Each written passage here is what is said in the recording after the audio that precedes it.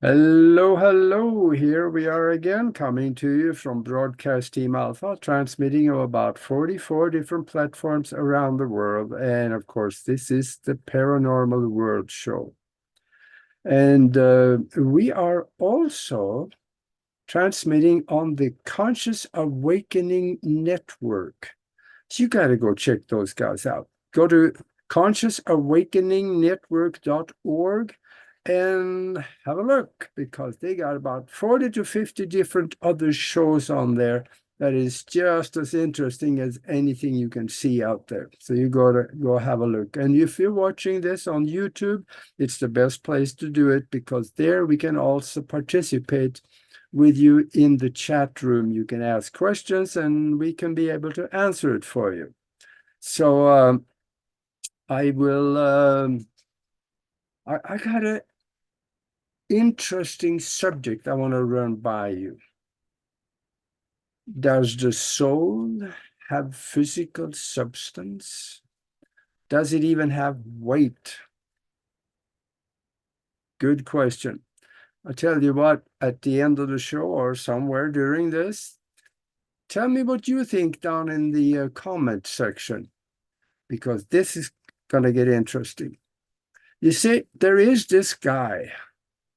He was a medical doctor. His name was Dr. Duncan McDougall. He was from Haverhill, Massachusetts. He set out to measure the weight of the soul. He did some scientific experiments. And these scientific experiments, they were very meticulous.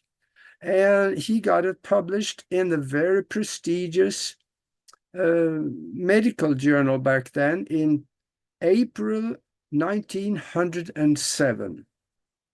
This medical journal was called American Medicine. And the name of the paper that he wrote, if you want to go look it up and read it, in fact, we probably should, because it's very interesting and very accurate what he did.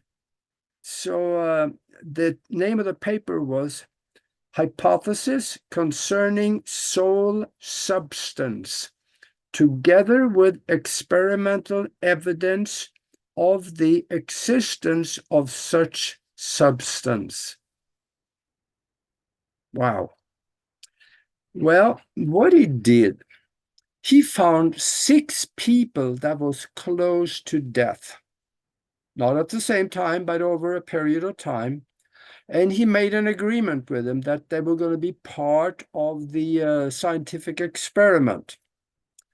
And he put the bed with them in it on industrial, very sensitive scales.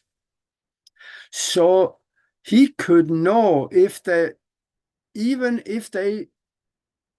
anything came out of the bed, it would show up on the scales. And this was he did, and they watched him for 24/7, constantly there, so they knew they were not going to get to cheat. And it was a very controlled experiment. He allowed for body fluids, and he measured them several times during the day of the weight, so that he knew, I think it was about every hour they measured the weight. And he knew if that they died, let's say at this hour, he could go back and look at what they weighed the last hour, and then they compare. See, he also measured he tried air loss, because he lay down on the bed and they tried breathing in, breathing out, and there was no difference in weight. And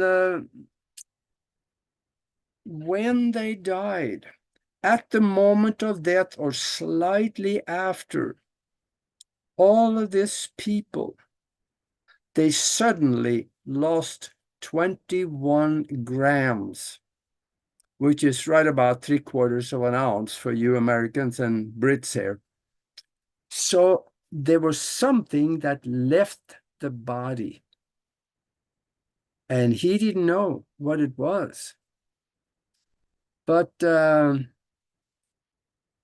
He did it 6 times with 6 different people, got the same result. So something left the body when they died. And he wrote in the paper that he was convinced he had proven the existence of the soul that left the body when they died. And he also did other experiments. He got a hold of 15 dogs that was close to death, and he watched them. At the moment of death, when these dogs died, and slightly after, there were no decrease in weight, which made sense to him because he did not think that the dogs had a soul. So now he was more strengthened in his belief that the humans had a soul, so that's what left at the end of the life cycle. Well, that is a little puzzling for us, probably, that also realize that, yes, there is spirit in animals also. So, and on top of that, in 1911, the New York Times, they ran an article where they talked about him photographing the soul when it left the body. And he did kind of, because at the moment of death, on several occasions, he were able to see a glowing light for a short moment of time around the head and the upper body of the person, and then it dissipated. So there was some energy that came out of the body and evidently faded out or left. And the New York Times, they wrote this article with a big question mark at the end. What do we think happened? And he said that he think there was the light resembling interstellar ether. That was the similarity of it that he said around the head and the upper body. So he saw the soul having the same substance or a same visual effect as that when they left. Well,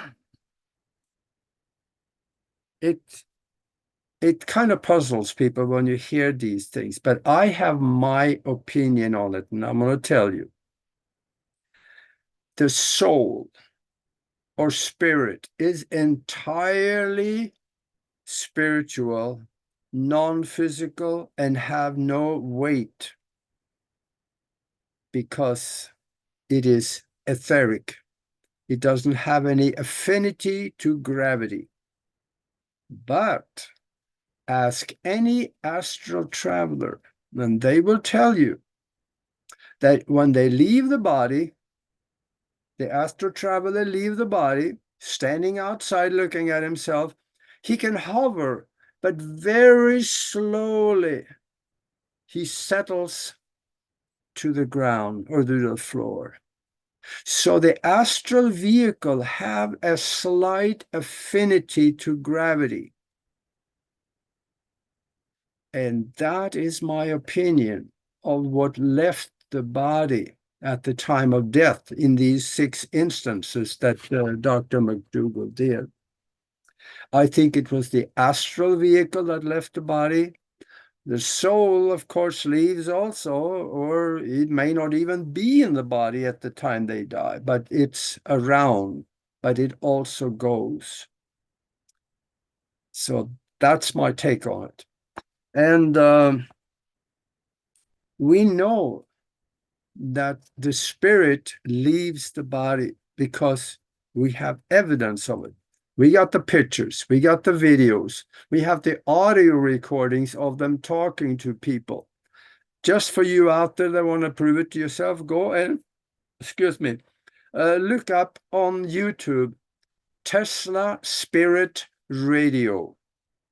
watch the videos on it, and you can hear spiritual entities talking to the guy that has put together this simple radio and is using it to communicate with the afterlife, or the people there still. So yeah, it does exist. And in fact, another quick little incident, something I read while I was still back in Europe over 50 years ago, there was in the newspaper of a guy down in southern France, down in the Toulouse area. He took pictures of departed ones every time he went, just about every time. And when somebody had died, they went to the graveyard afterwards, and he set up his photo equipment, and also he had a Tesla coil that he put right on top or next to the grave. He ran an extension cord and turned the Tesla coil on, walked away about 20, 30 feet, and started taking pictures. And guess what he saw? Quite often, the guy that was laying in the ground was now standing up next to the grave. And he caught the picture of it. So he started showing these pictures to his friends in town, this little village. And he scared the daylights out of people. In fact, he said in the article that he had to move because they turned on him. They said that they thought he was using Satan to help him take these pictures. So he had to move, and he said, if I hadn't moved, they probably would have killed me. So that tells you a little bit about the religion. But we have the pictures. There's something after that you drop the body. Now what I want you to do, in the down below, just give us your take on it. Give us your comment, because I really want to hear about this one. So until then, we will see you next time. And please subscribe and click the bell. That'll help us a lot. So we see you later.